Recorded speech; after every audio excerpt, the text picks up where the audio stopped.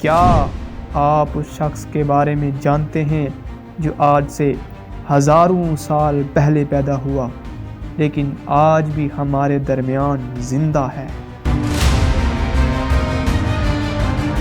یہ شخص مختلف موقعوں پر ہمارے سامنے آتا ہے اور ہمیں راہ دکھاتا ہے۔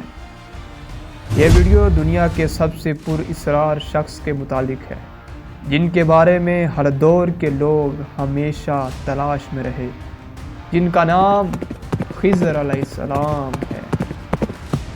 حضرت خضر علیہ السلام کو ہمیشہ زندہ رہنے کی قوت کیسے ملی؟ اس کے متعلق مختلف واقعات ملتے ہیں۔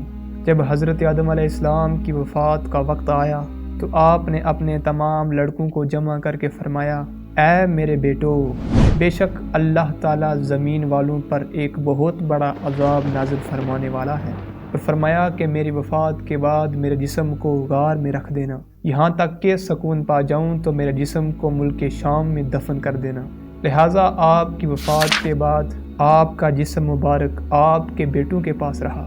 جب اللہ نے نوح علیہ السلام کو مبعوث فرمایا تو انہوں نے حضرت آدم علیہ السلام کے جسم کو اپنے پاس رکھا۔ جس وقت اللہ تعالیٰ نے زمین پر طوفان بھیجا اور پوری زمین ایک زمانہ تک ڈوبی رہی، پھر طوفان ختم ہونے کے بعد حضرت نوح بابل شہر میں آ کر ٹھہرے اور اپنے تینوں بیٹوں شام، حام، یافس کو نصیحت کی کہ حضرت آدم علیہ السلام کے جسم مبارک کو اس غار سے لا کر شام میں دفن کر دو جہاں انہوں نے وصیت کی تھی۔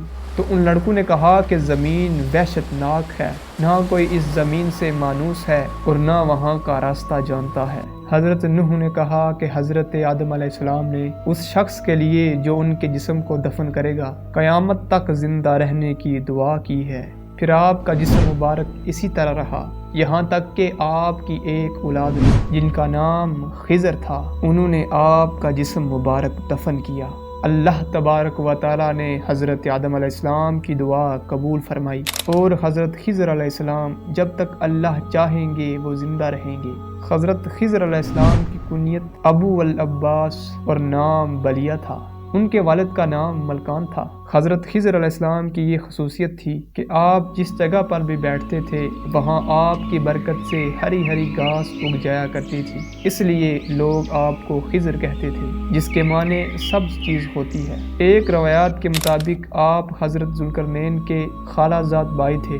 حضرت ذوالقرنین اللہ کے ایک نیک بادشاہ تھے جن کو اللہ تبارک و تعالیٰ نے زمین کے بہت بڑے حصے پر حکومت عطا فرمائی تھی۔ حضرت خضر حضرت ذوالقرنین کے وزیر تھے۔ کتابوں میں حضرت خضر علیہ السلام کی لمبی عمر اور موت نہ آنے کی ایک وجہ یہ بھی لکھی ہے کہ آپ نے آب حیات نامی چشمے کا پانی پیا تھا۔ آب حیات کے بارے میں یہ بیان کیا جاتا ہے، جو اسے پیے گا یا اس میں غسل کرے گا تو اسے موت نہ آئے گی۔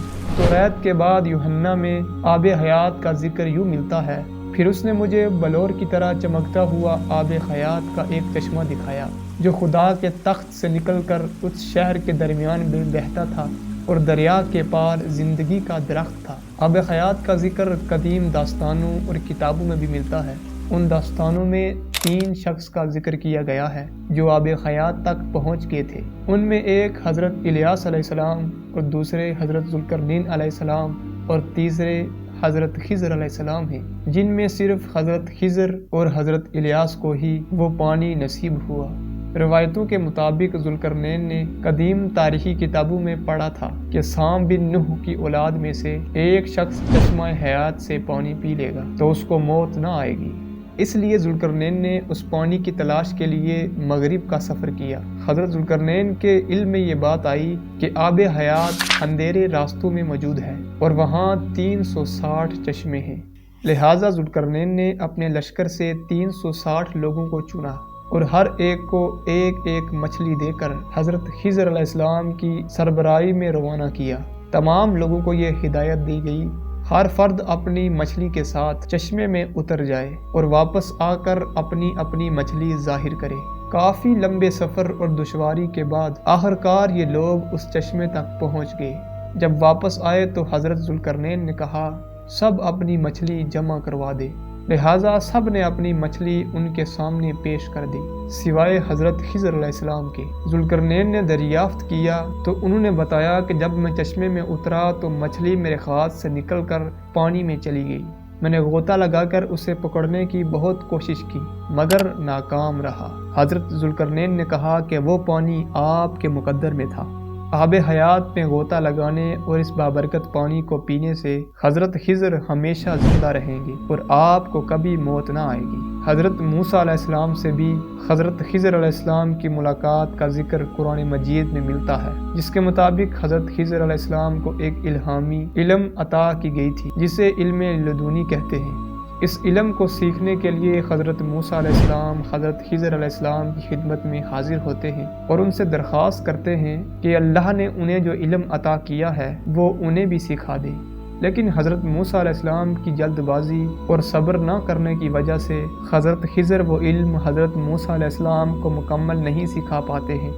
بعض علماء نے اس واقعے کو دلیل بنا کر حضرت خضر کو نبی قرار دیا ہے، کیونکہ ایک پیغمبر کو ایک عام بندہ علم نہیں سکھا سکتا۔ حضرت خضر علیہ السلام کو جو علم لدنی عطا کی گئی تھی، اس کی وجہ سے جو لوگ مشکل میں پھنسے ہیں ان کی مدد کرتے تھے۔ اس کے ذریعہ آپ مشکل میں پھنسے لوگوں کی مدد کیا کرتے تھے اور گمراہوں کی رہنمائی کرتے ہیں۔ لوگوں میں یہ بھی مشہور ہے کہ آپ راستہ بھٹک جانے والوں کو سیدھی راہ دکھاتے تھے۔ اگر کوئی اللہ کا نیک بندہ مشکل کا شکار ہو کر راستہ بھٹک جاتا تو حضرت خضر علیہ السلام اس کی مدد کرنے کے لیے عین وقت پر پہنچتے ہیں۔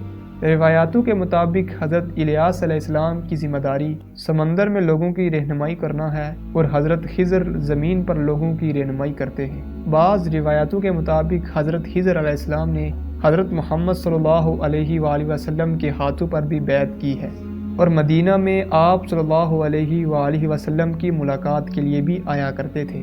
اس کے علاوہ عمر بن عبدالعزیز سے بھی آپ کی ملاقات ثابت ہے۔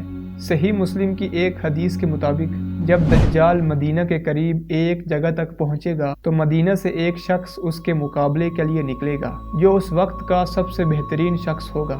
یہ شخص حضرت خضر علیہ السلام ہوں گے۔ حضرت خضر اور حضرت الیاس دونوں زندہ ہیں اور ہر سال حج کے موقع پر ملتے ہیں۔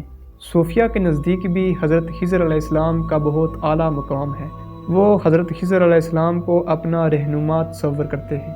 بعض صوفیہ سے ان کی ملاقات بھی ثابت ہے۔ بعض بزرگوں نے لکھا کہ خضر علیہ السلام نے کئی سالوں تک انہیں علم دین بھی سکھایا۔